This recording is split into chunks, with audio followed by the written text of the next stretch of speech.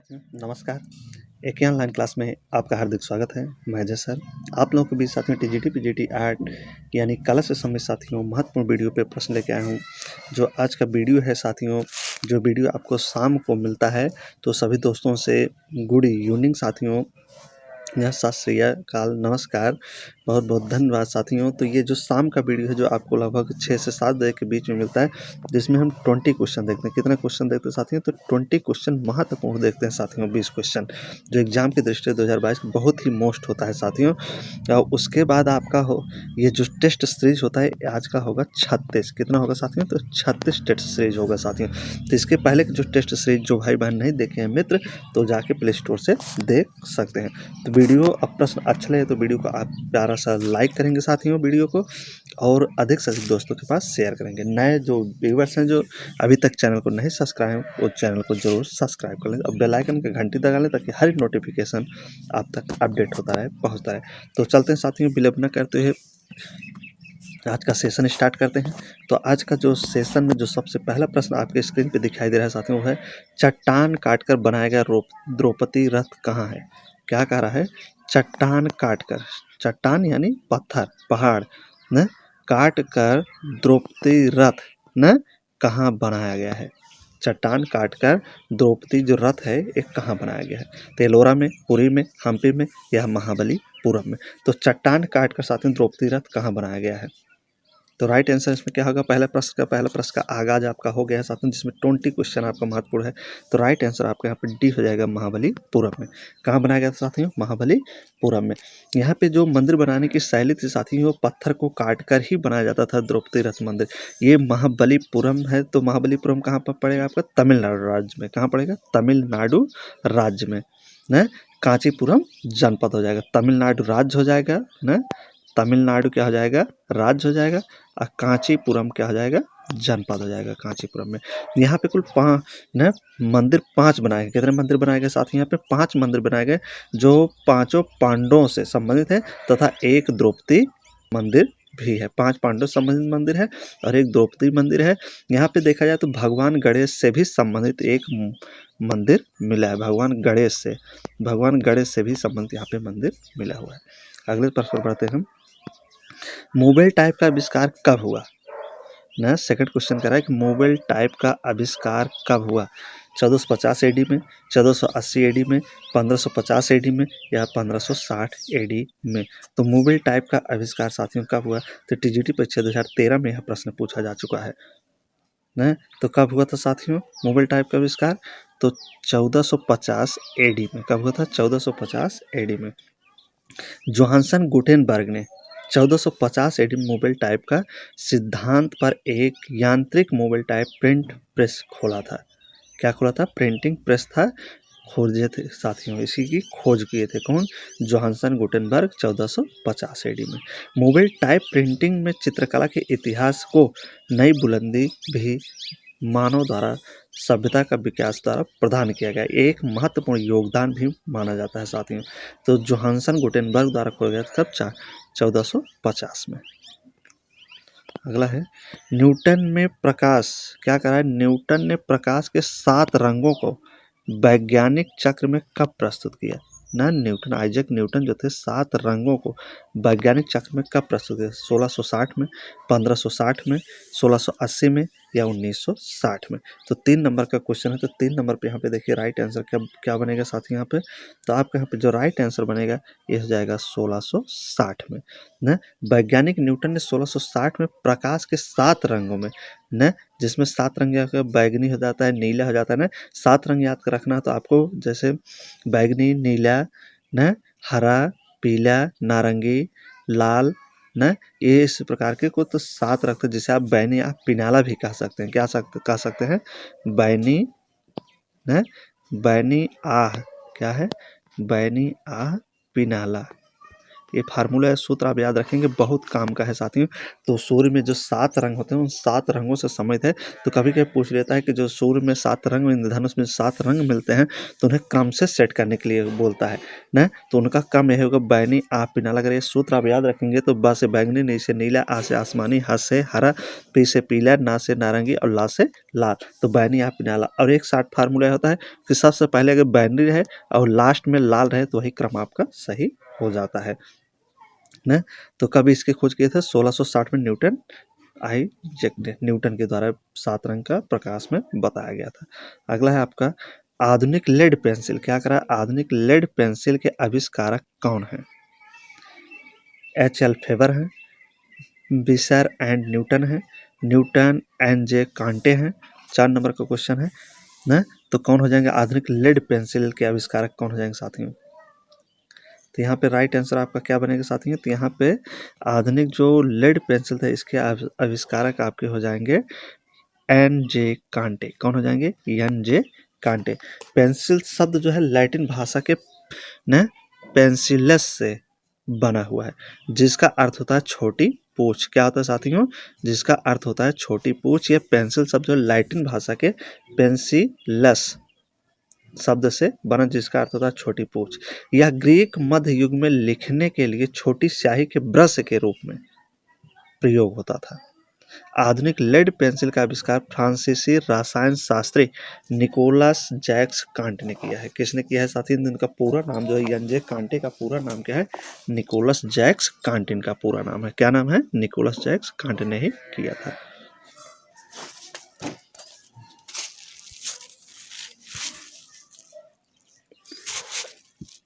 तो कब किया था? 1795 में। कब किया था साथियों? तो 1795 में। 1795 में इसका आविष्कार किए थे साथियों। तो अगला है पृथ्वीराज कपूर कौन थे?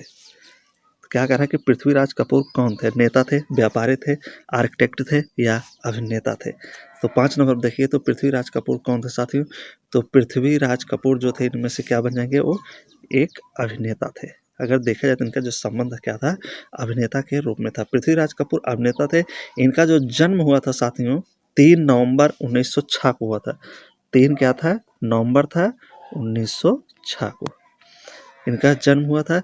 अविभाजित भारत के पंजाब में। कहाँ हुआ था? पंजाब में। पंजाब में इनका जन्म हुआ था, पंजाब में न। तो ये पाकिस्तान में थे, अविभाजित पंजाब या पाकिस्तान में थे। तो इनकी मृत्यु अगर देखा जाए तो 29 मई 1972 को हुई थी। 1972 को इनकी मृत्यु हुई थी, 1972 को ना। कहाँ? मुंबई में।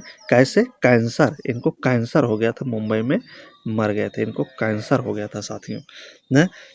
तो इन्हें मरणोपरांत दादा साहब फाल्के पुरस्कार भी मिला चुका है। और 1900 कब मिला था? तो 1972 में दादा साहब फाल्के पुरस्कार पृथ्वीराज को मिला था। तो 1972 में इनको मिला था दादा साहब फाल्के पुरस्कार। और एक पुरस्कार मिला है पद्म भूषण अगर देखा जाए तो 1969 में, 69 में, 1969 में पद्म विभूषण भी मिल चुका है। तो 1954 में हिंदी फिल्मों के निर्माण के लिए इन्हें पृथ्वी थिएटर की स्थापना भी किए थे। 1944 में फिल्म के लिए नया फिल्म के लिए पृथ्वी थिएटर की स्थापना भी कर चुके हैं। तो अगला है 2.5 दिन का झोपड़ा कहाँ है? 2.5 दिन का झोपड़ा कहाँ है पूछ रहा है।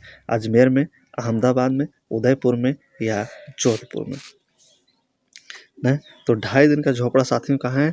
तो 2.5 दिन का आपका जो झोपड़ा पड़ेगा कहाँ पड़ेगा बताइए एक बार कमेंट आप लोग कर दीजिए। तो ये जो आपका पड़ेगा अजमेर में। कहाँ पड़ेगा? अजमेर में 2.5 दिन का झोपड़ा जो है अजमेर में पड़ेगा साथियों न। तो अजमेर कहाँ पड़ेगा? ये राजस्थान में। राजस्थान के अजमेर में ही स्थित है। तो ये राजस्थान में है। कहाँ है? राजस्थान में अजमेर आपका पड़ेगा ना। यह मूलतः एक मंदिर था। क्या था साथी? ये जो 2.5 दिन का झोपड़ा है ये सबसे पहले क्या है? एक मंदिर है। क्या है? मंदिर है। इस चीज़ को ध्यान देंगे। मोहम्मद गोरी के आदेश पर कुतुबुद्दीन ऐबक ने इसे तोड़वा दिया था। मोहम्मद गोरी के आदेश पर कुतुबुद्दीन ने इसे तोड़वा दिया था। इसी के स्थान पर मस्जिद का निर्माण करवाया जिसे 2.5 दिन का झोपड़ा कहा जाता है न। इसके अगर दीवार पर देखा जाए साथियों तो बिसल देव द्वारा रचित हरकेल नाटक की कुछ पंक्तियां भी लिखी हुई मिलती हैं। तो मारियो मिरांड, अगला है मारियो मिरांड है। तो मारियो मिरांड कौन है? कार्टूनिस्ट है, फोटोग्राफर है, डिजाइनर है या टाइपोग्राफिस्ट है? तो मारियो मिरांड क्या है साथियों? तो मारियो मिरांड क्या है? तो मारियो मिरांड जो है एक कार्टूनिस्ट थे। क्या थे साथियों? तो ये एक कार्टूनिस्ट है मारियो मिरांड। मारियो मिरांड एक प्रसिद्ध कार्टूनिस्ट थे। इनका जो जन्म हुआ था तो 1926 में हुआ था। इनका जो जन्म हुआ था कब हुआ था? 1926 में। कहाँ हुआ था? गोवा में। गोवा में। अब मृत्यु 2011 में हुई थी। इनकी मृत्यु जो थी 2011 में थी। एक कार्टूनिस्ट थे। अगला है राघव कनेरिया को किस रूप में जाना जाता है? जो राघव कनेरिया है ये किस रूप में इन्हें प्रसिद्धि मिली है? फोटोग्राफर के रूप में, ग्राफिक आर्टिस्ट के रूप में, मूर्तिकार के रूप में या चित्रकार के रूप में? तो राघव कनेरिया को किस रूप में जाना जाता है? तो राघव कनेरिया साथी जो मूलतः क्या थे साथी? एक मूर्तिकार थे न। ये मूर्तिकार के रूप में इनको जाना जाता है। तो इनका जो जन्म वर्ष था 1936 में गुजरात में हुआ था। कहाँ हुआ था 1936 में? तो गुजरात में हुआ था साथियों। 1936 में गुजरात में हुआ था इनका जन्म न। इन्हें कला के क्षेत्र में योगदान देने के लिए ललित कला अकादमी का राष्ट्रीय पुरस्कार भी मिल चुका है। अब बॉम्बे आर्ट सोसाइटी का राज्यपाल पदक पुरस्कार भी इन्हें मिल चुका है न। राष्ट्रपति सिल्वर से भी इन्हें पुरस्कार, राष्ट्रपति सिल्वर पट्टिका पुरस्कार भी ये पा चुके हैं। अब देखा जाए तो ये कला रत्न भी पा चुके हैं साथियों। क्या? कला रत्न न, कला रत्न भी ये पा चुके हैं।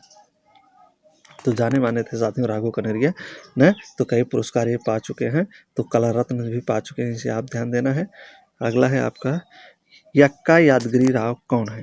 यक्का यादगिरी जो राव हैं कौन है? ये ग्राफिक कलाकार थे, मूर्तिकार थे, चित्रकार थे या फोटोग्राफर? तो इनका संबंध इनमें से चारों में से किससे था? यक्का यादगिरी का किससे इनका संबंध साथियों? तो इनका जो संबंध था साथियों तो ये मूर्तिकार के रूप में जाने जाते थे। यक्का यादगिरी जो थे मूर्तिकार के रूप में फेमस हुए हैं न, मशहूर हुए हैं। ये नक्काशी करने वाले हैं न, नक्काशी करने वाले हैं। वे दक्षिण भारत के पहले पीढ़ी के प्रसिद्ध प्रख्यात कलाकारों में से भी ये गिने जाते हैं साथियों नक्काशी के लिए न। इन्हें अगर देखा जाए तो प्रतिष्ठित पुरस्कार न जीत चुके हैं। तेलंगाना राज्य द्वारा इन्हें प्रतिष्ठित पुरस्कार भी मिल चुका है, तेलंगाना राज्य द्वारा। अगला है निम्न में से मूर्तिकार कौन नहीं है? इनमें से पूछ रहा है कि एक मूर्तिकार कौन नहीं है? राम किंकर बैच, धनराज भगत की राम या लक्ष्मण पाए? तो बहुत ही महत्वपूर्ण है साथियों। तो 20 क्वेश्चन है, बहुत ही महत्वपूर्ण है। तो आप सभी क्वेश्चन को अटेंड करना चाहते हो और वीडियो को लाइक करना है। लाइक करने से हम लोग मोटिवेट होते हैं, पता चलता है कितने भाई दोस्त मित्र वीडियो को देखे और अपना प्यार इस पर लुटाए। तो निम्न में से मूर्तिकार कौन इसमें से नहीं है न? नहीं कौन है साथ में? तो इसमें से जो लक्ष्मण पै हैं कौन है?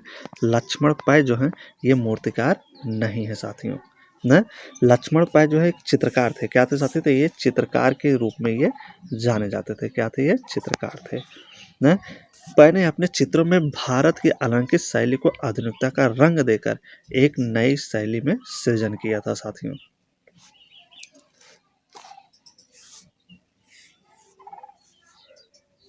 आगे देखते हैं क्रोमोलिथोग्राफी के लिए कौन प्रसिद्ध है? Robert Rauschenberg, George Baxter, David Olvey, James Reid. तो क्रोमोलिथोग्राफी के लिए कौन प्रसिद्ध है इनमें से? कौन प्रसिद्ध है साथियों? कमेंट करिए जरा एक बार आप लोग। तो जॉर्ज बैक्स्टर कौन हो जाएंगे? George Baxter. तो पीजीटी परीक्षा 2011 में यह प्रश्न पूछा जा चुका है साथियों ना। यह एक रासायनिक प्रक्रिया है। क्रोमोलिथोग्राफी जो है एक रासायनिक क्या है? प्रक्रिया है। यह प्रक्रिया जल द्वारा ग्रीस के रिजेक्शन पर आधारित है ना। क्रोमोलिथोग्राफी के लिए प्रसिद्ध कलाकार जॉर्ज बैक्स्टर ही थे साथियों। फारसियों का पवित्र ग्रंथ क्या है? कह रहा है जो फारसी है इनका पवित्र ग्रंथ क्या है? तोरा है, जैन अवेस्ता है, कुरान है या गीत है? तो फारसियों का जो पवित्र ग्रंथ है साथियों पीजीटी परीक्षा 2013 में यह भी पूछा जा चुका है प्रश्न। तो यहाँ पे जैन अवेस्ता बनेगा। क्या बनेगा साथियों?